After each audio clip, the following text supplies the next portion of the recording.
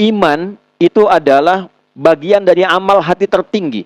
Keyakinan tanpa ragu sedikit pun. Ketika kita meyakini Allah itu adalah Tuhan kita, kita sembah, kita pertuhankan hanya Allah saja, maka dia butuh pembuktian. Apa pembuktian dari keberimanan kita pada Allah itu? Al-Quran surah ke-20 Taha di ayat ke-14. Allah menggambarkan rasionalitas dari apa yang disampaikan ini. Innani anallahu la ilaha illa ana fa'budni. Sungguh aku tegaskan, akulah Allah, satu-satunya Tuhan yang layak dipertuhankan dan disembah. Jika engkau meyakini aku Tuhan, satu-satunya yang disembah, buktikan kebertuhananmu kepadaku, fa'budni, dengan menyembahku, menunaikan ibadah kepadaku. Maka ketika Allah Subhanahu wa ta'ala menyentuh titik keimanan tertinggi kita dengan mengatakan, Ya ayyuhalladzina amanu, ya harfun nida, linida'il qarib wal mutawassit wal ba'id, yaitu huruf panggilan. Disebutkan 361 kali kurang lebih di dalam Al-Quran. Memanggil semua jarak, semua keadaan. Jika disandingkan dengan iman, memanggil yang lemah, menengah, dan jauh.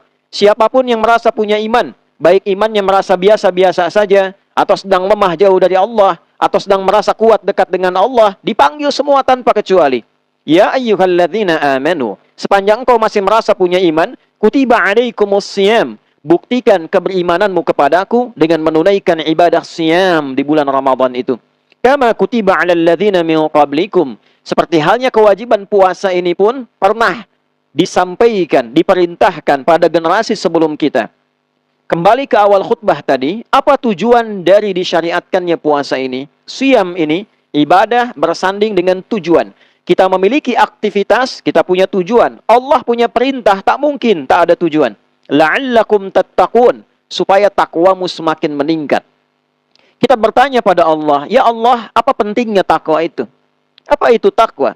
Kenapa dia harus meningkat?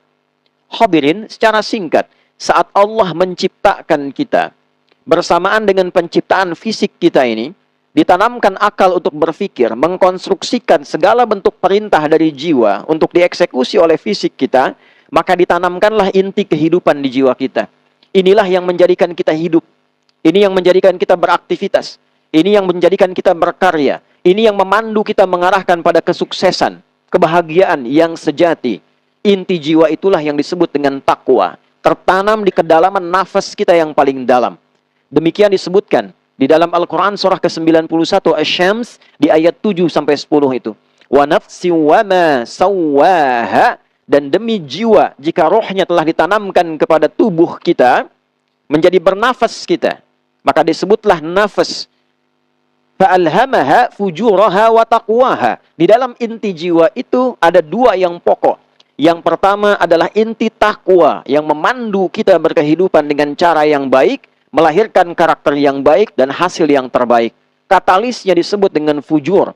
Qad aflaha man zakkaha. Jika mampu kita mengolah takwa itu dengan baik, mengaktifkan sinyalnya, menguatkan jati dirinya, maka cenderung kita akan berada selalu dalam track yang benar, dekat dengan kesuksesan dan kebahagiaan.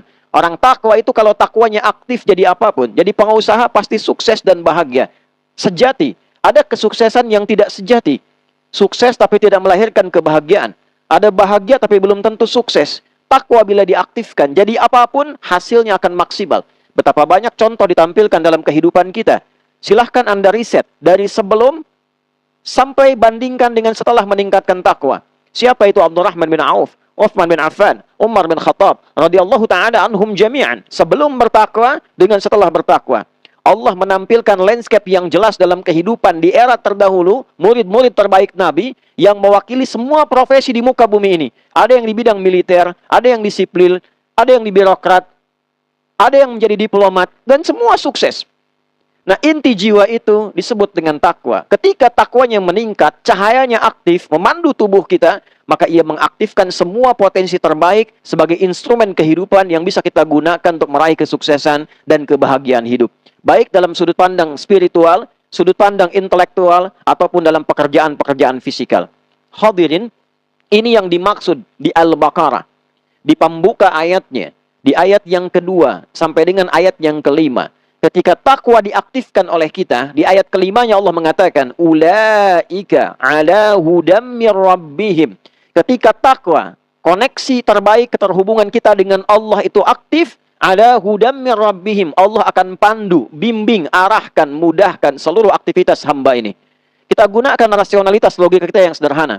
Anda punya koneksi dengan pejabat, punya koneksi dengan orang yang punya kedudukan. Bukankah mudah aktivitas Anda?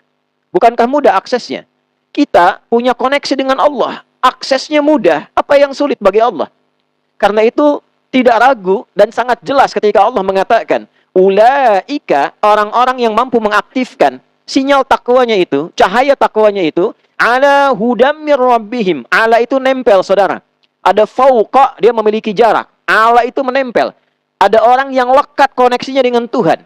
Sehingga Allah terus menempel dia, memberikan kemudahan, memberikan kenyamanan, memberikan kedamaian dalam kehidupan yang dia jalani. Bahasa Qur'annya, wassalamun alaihi yawma wulida wa yawma yamutu wa yawma yub'atsu hayya. Demikian Quran surah ke-19 Maryam di ayat ke-15. Diberikan kedamaian, ketentraman, kebahagiaan, kesuksesan, bukan tidak ada masalah. Setiap menghadapi masalah karena takwanya aktif, diringankan masalahnya oleh Allah. Quran surah ke-65 di akhir ayat kedua, di awal ayat ketiga, wa may yattaqillaha yaj'al lahu makhraja wa yarzuqhu min haitsu la yahtasib. Siapapun yang mampu meningkatkan takwanya kepada Allah, Allah berikan solusi dari setiap persoalan yang dia alami. Jadi bukan kehilangan masalah, tetap punya masalah, tetap menghadapi persoalan. Nabi senabi-nabinya Nabi tetap punya masalah, tetap punya persoalan. Tapi sebelum itu dialami oleh beliau, diringankan oleh Allah, diberikan panduan. Dan Nabi tidak sendirian menginginkan umatnya memiliki kemuliaan serupa, walaupun levelnya bisa berbeda. Dan kaidahnya sama, semakin meningkat ada kemudahan. Wa ulaika humul muflihun, menggunakan dhamir munfasil untuk taukid. Dan mereka itu benar-benar, kata Allah, diberikan jalur yang benar pada jalur kebahagiaan dan kesuksesan sejati. Apapun itu.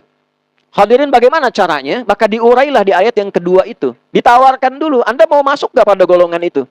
Tawarannya terbuka. Ketika masuk pada kategori tawaran, membentuk orang, maka berubah menjadi isim fa'il namanya. Ittaqa yattaqi. Ittaqa yang pengen menjadikan takwa sebagai panduan. Orangnya disebut taqi, jamaknya disebut muttaqin. Dirafa'kan muttaqun. Dinasabkan untuk tujuan disebut muttaqin. Dzalikal kitabu la raiba fihi hudal lil muttaqin. Al-Quran itu jangan pernah diragukan sebagai panduan hidup. Di dalamnya ada kurikulum kehidupan. Anda keluarkan algoritmanya. Anda sebagai apa? Pebisnis, keluarkan ayat-ayat bisnis di dalamnya. Anda ilmuwan, keluarkan ayat-ayat ilmu. Anda birokrat, keluarkan ayat-ayat birokrasi di dalamnya. Maka itu jadikan panduan bagi siapa orang takwa. Poinnya adalah, siapa orang takwa itu? Perhatikan amalannya. 1 ayat 3-nya. Alladzina yu'minuna bil ghaib. Orang takwa itu bukan orang beriman biasa, tapi orang yang selalu ingin meningkatkan keimanannya kepada Allah walaupun belum tampak dalam pandangannya. Ciri pertama takwa, selalu ingin meningkatkan iman. Selalu ingin merasa lebih dekat dengan Allah. Bangun koneksi terus, koneksi terus. Anda kalau bekerja kan ingin naik karirnya. Semakin ingin dekat dengan pimpinan, semakin ingin dekat dengan direksi. Semakin ingin dekat dengan komisaris, ingin naik ke atas. Kenapa logika yang sama tidak digunakan untuk mendekati Allah? Bukankah Allah tanpa batas keadaannya? Tidak ada batasan, tidak disifati dengan keadaan, tempat, waktu, apapun itu. Laisa kamitslihi syai' wa huwas sami'ul basir. Tidak ada yang serupa Tuhan kita. Anda yakin Allah Maha Kaya, Maha punya segalanya, Maha punya pengetahuan, pemilik genggaman semesta. Kita punya keyakinan. Pertanyaannya, sejauh mana keyakinan itu ditanamkan pada jiwa kita? Anda punya Tuhan Maha Kaya, tapi masih merasa fakir. Itu aneh. Anda punya Tuhan Maha Pemberi solusi, tapi masih merasa sulit. Itu aneh. Barangkali yang kurang, koneksi kita yang kurang kuat dengan Allah. Tingkatkan lagi. Walaupun belum kita lihat saat ini, tapi kita punya keyakinan, bangun keyakinan itu untuk terus menguat, terus menguat. Bagaimana caranya? Wa yuqimunas shalah. Kita tingkatkan salat. Oleh karena itu dalam tulisan Rasmul Utsmani tertulis alif lam shad lam waw fathah tegak tak marbutah, menunjukkan bukan 1, 2, 3 kali salat. Jangan cukupkan yang fardu saja, tambahkan sunnahnya. Ingin sukses, salat 5 waktu. Yang belum ingin sukses pun 5 waktu juga sepanjang beriman. Ingin pintar, kalau cuma 5 waktu, yang lain 5 waktu juga. Yang 5 itu fardu, memaksa kita untuk punya koneksi dengan Allah. Ingin lebih kuat koneksinya, tambah dengan sunnahnya. Keluarkan sunnah siang, keluarkan sunnah malam. Wa mimma razaqnahum yunfiqun. Berusaha dekati Allah dengan harta. Ada yang belum punya harta dengan ibadah fisik, sholat tanpa bayar. Ada Anda masuk ke Masjid Nurul Ikhlas dengan bayar? Tidak ada. Ada tambahan harta, mulai dekati Allah dengan harta. Allah nggak butuh harta kita. Allah hanya ingin melihat kesungguhan kita untuk mendekatinya. Yang punya Allah dititipkan pada kita. Allah nggak butuh ngasih kita untuk menguji kita. Am hasibtum an tadkhulul jannata walamma ya'lamillahu alladhina jahadu minkum wa ya'lamas sabirin. Apa Anda kira mudah meraih kesuksesan semudah melipat telapak tangan?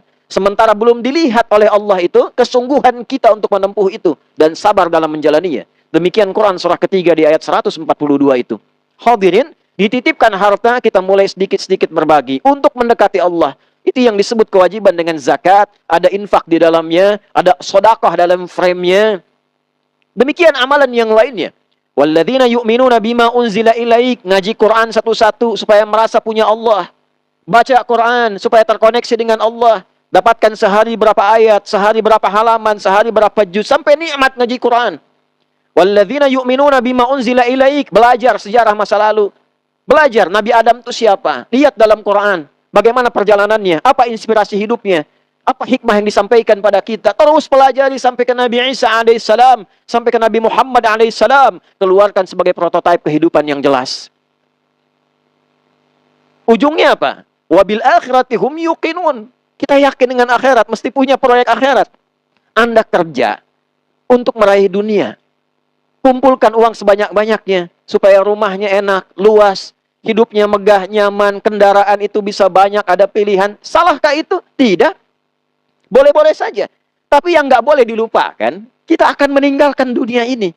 Pertanyaan yang sama disoal oleh Quran. Kalau kamu bekerja keras untuk dunia, saat kamu meninggalkan dunia, persiapan kamu sudah ada belum? Bekal kita sudah kita kumpulkan belum? Sedangkan kematian itu sifatnya pasti, saudara. Pasti. Kita yakini itu. Kita dengar beritanya, kita lihat kejadiannya, kita sholatkan orangnya, dan besok kita disolatkan di dalam keranda itu. Apa yang kita siapkan untuk kita bawa pulang? Dan indahnya Quran memberikan satu peta yang jelas dengan frame yang utuh. Wa minhum may yaqulu rabbana atina fid dunya hasanah wa fil akhirati hasanah wa qina adzabannar. Demikian Al-Baqarah ayat 201 itu. Allah nggak pisahkan, kita didorong. Jangan tanggung kalau Anda kerja sukses sesukses-suksesnya. Bekerja secara profesional, kerja yang loyal, dedikasi yang benar, nggak usah aneh-aneh. Panduannya sudah jelas, nggak usah menyimpang, jangan korupsi, jangan nyogok, jangan bertengkar, jangan berkelahi. Lakukan saja sesuai dengan tupoksinya, dengan cara yang benar, dan biarkan takdir mengantarkan kita pada rezeki yang terbaik. Tapi tunjukkan kesungguhan kita. Kesungguhan intelektual, kesungguhan fisikal, tidak malas dalam bekerja, kesungguhan spiritual, menyatu ketiganya, mudah Allah antarkan pada apa yang kita harapkan. Pun demikian, dengan cara yang sama, akhirat juga kita kejar. Kita tinggalkan dunia, kita pindah ke alam, bekalnya apa? Maka konsepnya jelas. Dunia hasanah, akhirat pun mesti hasanah. Tapi, terkadang menunaikan ini, mengumpulkan di satu waktu tidak mudah. Berapa di antara kita yang rajin sholat sunnah? Dalam hari-hari biasa, yang rajin baca Quran. Ternyata baca Quran itu mengantarkan kebahagiaan dunia juga, bukan hanya akhirat. Berapa di antara kita yang senang berinfak, yang senang belajar tentang kehidupan orang-orang terbaik masa lalu, yang punya proyeksi akhirat? Tidak mudah. Saudara, Allah Maha tahu tentang itu. Maka dianugerahkanlah satu waktu, yang di dalam satu waktu itu, jumlahnya 1 bulan penuh, diberikan kita rahmat dalam jiwa kita secara langsung untuk mengumpulkan semua amalan ini. Itulah Ramadan. Di Ramadan itu, semua sinar-sinar takwa dibangkitkan di waktu yang sama. Di saat itulah kita kenang sholat. Senang menunaikan sholat. Jangankan Isya yang fardu, taraweh pun yang sunnah Anda kejar. Dulu ada orang minta depan mata belum tentu diberi. Ramadan dicari-cari di mana yatimnya, di mana du'afanya. Dulu sebelum Ramadan 11 bulan belum tentu kita ngaji. Saat Ramadan ingin tidak hanya kita sentuh mushaf, tapi kita baca sampai kedalaman jiwa kita. Manfaatkan waktu ini sampai terasa perbedaannya, mengalir takwanya, dan membentuk karakter terbaik pasca Ramadan, mengembalikan kita pada algoritma terbaik kita yang pernah Allah berikan saat kita mulai dilahirkan. Ingat, kita diciptakan sebagai makhluk dengan instrumen kesuksesan, kebahagiaan, keberhasilan. Apapun yang diberikan kepada kita dalam pekerjaan kita, sudah ada instrumennya untuk mewujudkan itu. Tinggal kesungguhan kita dalam menampilkan dan mempraktekannya. Barakallahu li wa lakum fil Qur'anil azim. Wa nafa'ni wa iyyakum bima fihi minal ayati wa dzikril hakim. Wa taqabbala minni wa minkum tilawatahu. Innahu huwas sami'ul alim. Ud'ullaha yastajib lana wa lakum jami'an.